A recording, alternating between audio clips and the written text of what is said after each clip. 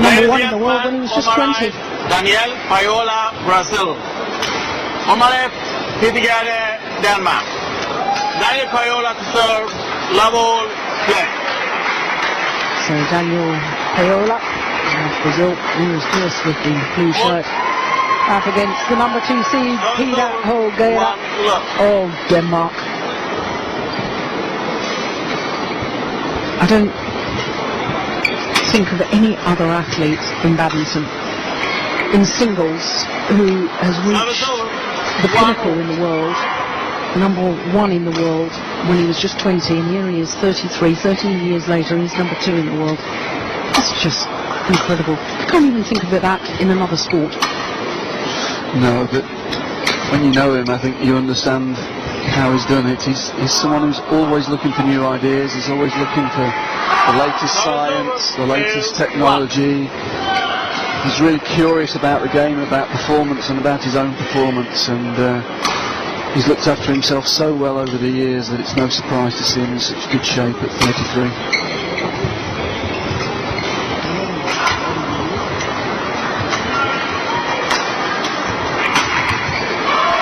Beth did have an injury problem in 2002, had knee surgery to his right knee, but apart from that, as you say, has kept himself in remarkable condition. Part of that, I think, is the way he moves. He glides around the court, and therefore, because he's got this, he's almost moving like a cat about to pounce on its prey, and because he's got his low body movement as he's moving around the court, perhaps less susceptible to injuries. I don't know. I think clearly the better your technique, the less chance of you getting injured. I think there's a clear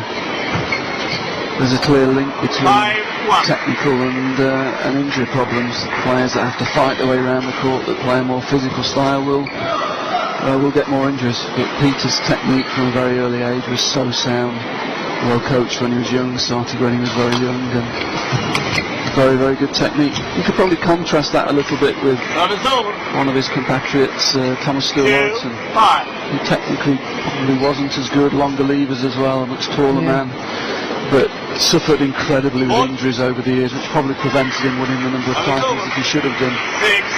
And I think certainly one of the reasons behind that was his technique.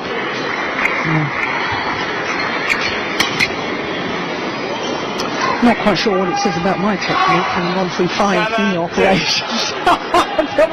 We'll leave that one to discuss over a glass of wine tonight, I think.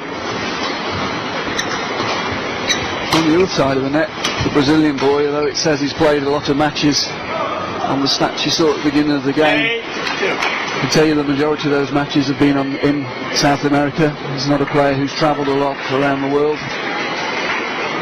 But I think we will be seeing more and more of the Brazilian players, with the 2016 games now being given to Rio de Janeiro. Absolutely. And I know that some money is going into badminton now, hence seeing the Brazilian player here this time. They have qualified players for the World Champs in the past, but they haven't always taken those places due to lack of funds. It's probably a reflection that they're going to take badminton a little bit more seriously in the lead up to the game.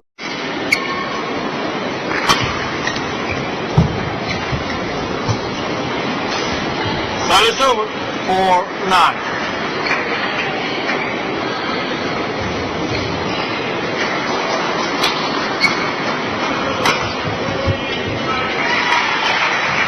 It's over. 10-4.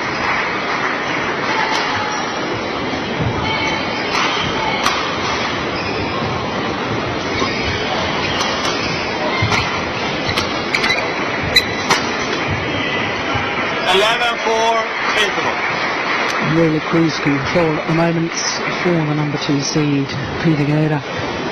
Just 4 minutes for the 11-4 advantage.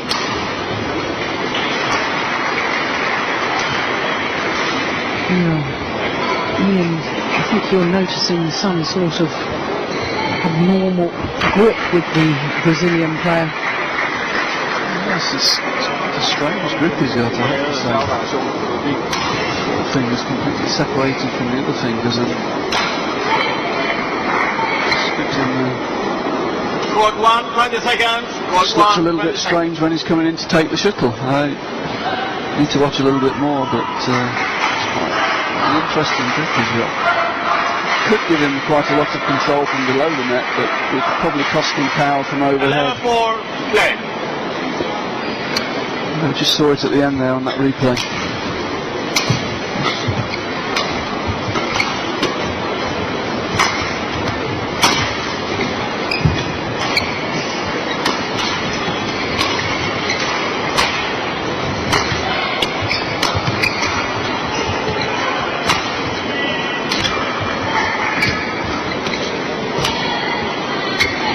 Oh, yes, That's a good rally. I mean, the Brazilian boy there is moving quite well. He's moving well, obviously a good athlete, obviously trained hard in preparation for the event.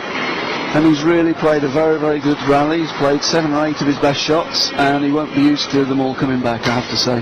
This is a real step up in class for him. But he's thinking, that's nice variety. Good control of the shuttle. 5-5. Just needs to stick out there as long as he can, see how much he can learn from playing one of the greats.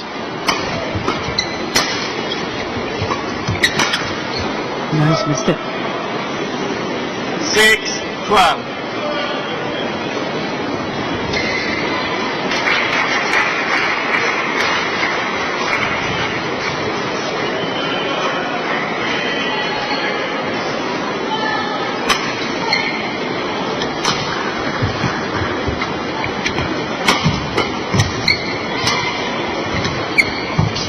Again, good physical ability and good control from below the net height from the Brazilian player. But the intensity of the game is just too much for him, I'm afraid. Now it's over. Game 6.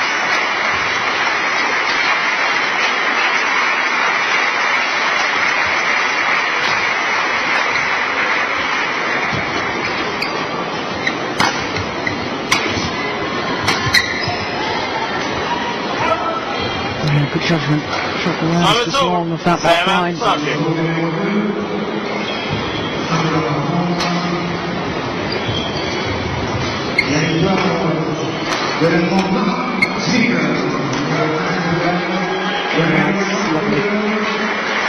it's over. For game 7.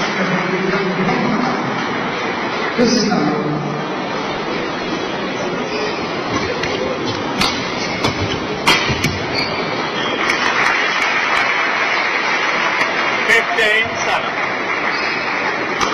Yeah, just forcing a little bit, trying to change the direction, but just playing too flat a trajectory and giving Peter the easy interception.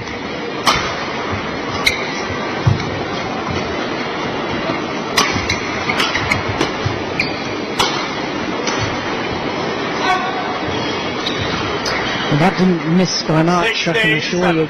Looking straight down that line.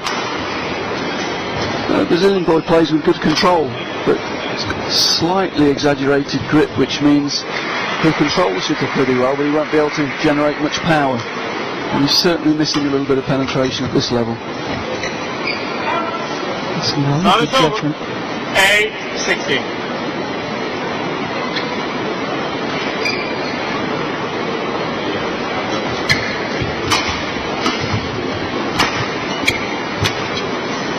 That's good. 9-16.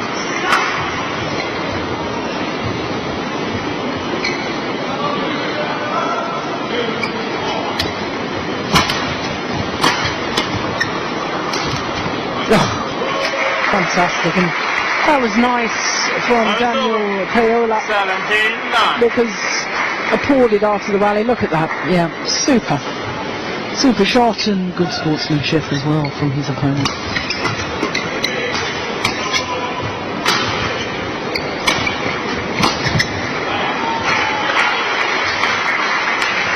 Yeah, just under pressure he's unable to control the length of his clears and lifts, and that's giving Peter quite a number of what for him are quite easy opportunities from the rear. 10 game points.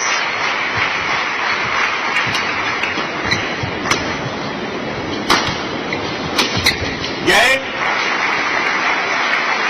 Well, the opening game, Okay, one in by comfortable Gade, style, 21-10. to the number 2 seed, Gade, 21-10. Just 11 minutes of play.